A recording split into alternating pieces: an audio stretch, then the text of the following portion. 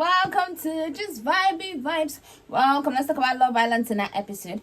Okay, the episode started off with Jess and Trey's date, and then Joey and Jesse's date. Yeah, it was cool. Because obviously have seen the first look, so I was thinking to myself. So while I was watching it, I was making sure to pay attention to see what's this information that Joey got from the 20 minutes date with Jesse than he has gotten from all the while that him and Grace were together, from the outside and inside now in the villa, that he doesn't know that much about her, but he was able to get all this a lot of information from Jesse in just a 20 minutes date. I was trying to figure that out, but throughout the whole date I didn't see nothing. I am sorry, Jerry himself was not even smiling like a Cheshire cat. I can't lie. When Grace came in, he could not hide his smile. He was smiling, except he felt like he was in bondage with Samantha, and he felt like someone was coming to free him, because he's saying that he's into this Jessie girl, but he's not all smiles. Like, he's not like, he's smiling, but he's not like the uncontrollable, like he was cheesing literally when it was Grace. So that's what I think. But whatever it is, I do think that I feel a bit bad, obviously, for Grace for everything, because, like, according to her now, talking about how things happen outside, how he broke up with her over a phone call, just so you're busy and busy, so he's not going to work, like, very cold with her. And then she came back and still tried to give in. I feel like they should have had that conversation. This is why you don't just, go back to how things were. Nah. You need to have that conversation. It's not all kissy, having sex and all that stuff. Nope. Why did this happen? What have changed now between you then and you now? I guess Love Island actually producers, they brought her into the villa because of Joey, because of her connection with Joey. That's why they brought her back. But she didn't have to be with Joey. I would have been like, nah, I'm going to chase other connections. I have to see from you firsthand that you have changed, like, the way. But how would she even know? So this is a good opportunity for her to know. I do think that she's speaking to the girls and saying that she's just going to step back, and them saying that don't do what you do in the outside. No, do what you do in the outside. You cannot come here and lose your self-respect that you have for yourself. So if you don't take shit outside, don't take shit inside. It's as simple as that. That's what I think. But yeah, I like the fact that when she spoke to him, she didn't cry. She didn't, like, she was like boss bitch badass. I like that. I can't lie to you. I like the fact, yeah, she cried later on, but I know in that villa they would have told him, yeah, she's crying, because they know how to just black people's business anyhow. Now Nicole and Ciaran, the whole thing, like, Nicole is pissing me off, but at the end of this episode, Ciaran also pissed me off. But Nicole is pissing me off. She's draining. Like, if I'm Ciaran, I would have left her already, because, girl, you're draining me. Like, the guy cannot live. He cannot have a life. Like, it's like there's nothing he can do that is good enough. That's what is given at the end of the day, because, like, honestly, it's tiring. Now, everybody discuss about the heart rate thing, and obviously Nicole feels a way, she feels insecure. Low self-esteem is a bad thing. Never, I would tell anybody, never be in a relationship with someone that has low self-esteem. Sometimes it even gets to where they don't even want you to grow, especially if it's a male that have low self-esteem, and then you're the woman, you're in trouble. But, like, low self-esteem is not good. Don't be in a relationship with someone that has it. Let them go and do the work that they need to do, therapy, all of that stuff, to get their esteem back to high before you kind of do anything with them. Trust me, they're just going to bring you down in life. So that's why I'm going to say Nicole is just pissing me off. Like, she's draining. And Matilda had that one. She was shocked that Sean denied. Like I said, this girl had Sean's hand in her bottom, so she held his hand, used his hand to hold her bum. So obviously, and he was visually seeing it. So sometimes when you get on someone, kiss the person, there's too much sensories going everywhere. You might not get the person's heart rate to go up. But when someone sees, when you see, it's kind of like you imagine. So your imagination now will make the whole thing spike up. So that's why I think that whole situation was. We all know that Sean is, like, madly into Matilda. And then yeah, so everybody discussed it. Mimi is happy that Aya's one went up the most for her, so she has nothing to complain about it. Aya is like, should I go and have a chat with Connor? And then and she's like, I should put Connor for a chat. We'll go to the hideaway maybe, and he's like, spend the night. And I like their banter. Honestly, this is the first time I'm actually seeing their banter, and I'm happy for Uma and Will, because they're the only ones that their heart rate went for each other. I do think that they are a strong couple, and I do think that the producers should start showing them more, like show the couples that when they're just having fun, because they never even show Mimi and Ayo even chatting and all of that stuff, like the way they were today. It was actually good to see, and I like the fact that they showed Uma and Will, because they don't even do that either. But I know that this whole after heart rate, they make all the couple have that conversation. But then Joey and Grace never had the chance to.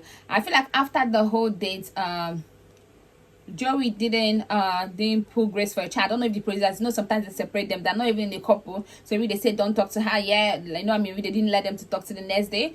or he didn't try enough to talk to her, or he didn't want to talk to her. My thing is this: whatever you feel, you going around the villa telling everybody how good the date was is not the right thing to do. You should tell her first. Like, he's just childish. Maybe he's trying to hurt her because he's been hurt for her attraction to all the other guys and the black guys specifically. So I think that's what he's just trying to. Now he's seeing someone that he maybe microly likes a little bit. That's it. But I don't think that the new girl, just a pretty girl, but she has nothing on Grace. I can't lie. In my eyes, obviously everybody has their eyes, so in my eyes she has nothing on Grace. Like, not at all. Okay, so then obviously Ciaran had to have the chat with Nicole before they play the game, so that in case he kills someone, she does not cut his neck, because my Ghana is working on eggshell. And then she's like, oh, blah blah blah, they kiss and all of that stuff. Now the game is not what they think. It's never ever, and they're drinking. Now they're doing never ever done. It's never ever done that. And the date I forgot to say, in fact, it's not important. Just I'm the price. That I'm the price thing is just pissing me off. It's pissing me and my homegirl, me and myself, like me and everything off. Like, I'm tired of hearing that. Like, I'm the price. Anyway, long story short, they're doing never ever. Sean has cheated. I thought the cheating was like he had said, but he only kissed. So yeah, kissing is also cheating, but at least it was not as bad as going all the way. Honestly, Sean is like the girl's girl. Like, no matter what he does, the girls are like, oh, you did well, Sean. You did well. Oh, you made mistake. You said you planned.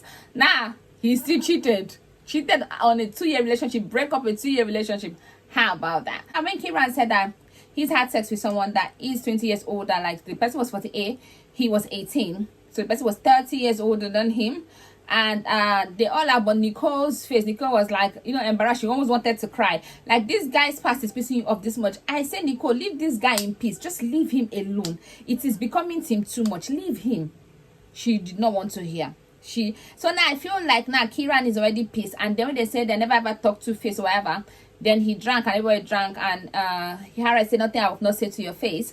And then he's like going to her, and then he's saying that that he had that Harriet told Nicole to be careful with Ciaran, whereas she told Ciaran that Ciaran is treating Nicole very well. Now for me, I can understand how that happened, because Nicole every time is crying about this guy. Oh, he did this. I would tell her, be careful. Like, if you're feeling all these things, then you have to be careful. Be careful does not mean leave him. It just means be careful. And then Ciaran treats Nicole well. So I would say, Ciaran, I like the way you're treating Nicole. But my problem with all this situation is this. Ciaran is not happy in his couple because he's stressing him out. Now he's looking for who to pour the frustration on. And who else to pour it on than Harriet. Because Harriet is the scapegoat for all these people. I can't even like that. Like, it's just giving him too much. Now him telling her that, oh no, that's why she's second choice 3 times. Like, guy, please. So what? She's gonna find her own choice. So the person that is gonna pick her first. I feel like, yeah, she's messing up going back to this other guy, but it is what it is. She's gonna find someone that is gonna like her. Jess that is laughing there, laughing. Have you been first choice? Who have you been first choice with? Who? Ronnie, that you tried to shamelessly throw yourself back. I would have given it back to you. I was like, I would have said, this is why you're so loose. You had sex with 120 something women at 21-year-old. Did you even drink water? Did you have time to read your book? Did you I would have said, maybe this is why your football career is a failed one, because if you spend as much time as you were having sex with women in your football, at the end of the day, is it football they call it rugby? Yeah, rugby. At the end of the day, you're not going to even be on Love Island, because you're going to be like one of them stars. You're not going to have time for Love Island. I would have given it back to him. Nobody on this planet Earth can tell me, whether you tell me the things that is going to hurt me the most. If I decide to give it to you, my mouth is brutal. You're going to cry too, because I'm not going to be like she crying and walking away. Nah, I would have given it to him. They would have ended that challenge with me and him. But that whole thing was just so pissing to me, because the person is really mad that he's the lady sitting next to him, and then he's putting it on her. And also, there's one thing I would say, in this UK, I noticed this a lot. A guy is you're interested in a guy, or a guy is dating you, then the guy starts dating another person. You and that person, you're friends. Like, how?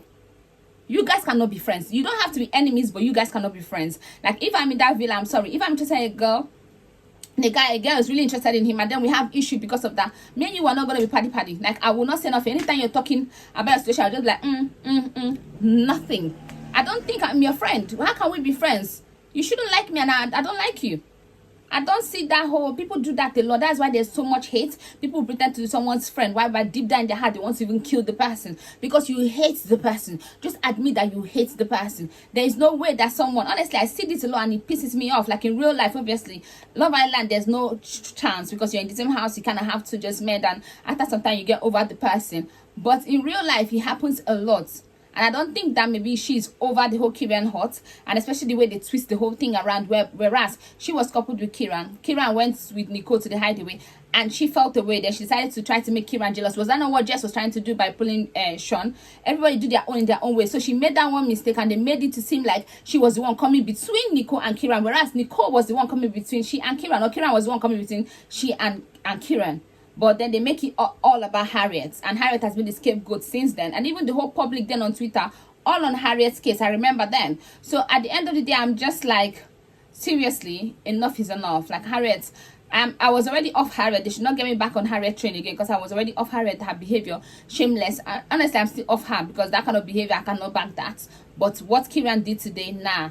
That's just you. If you go low, I go to hell. Like, I wish I could have, like, you know what I mean, I could have been a mouthpiece for Harriet and give Ciaran, when I'm done with him, he will be disgusted with himself. When he goes to the shower, he will not be able to shower. Because remember, I've been defending him, not because he slept with. I'm just saying it's his past. But you try to bring something on me, I will dig to the gutters and finish you. Anyway, that's that for tonight's episode. Yes, I'm really, really pissed. Don't forget to like, share, and subscribe. I'll see you tomorrow night. Bye-bye.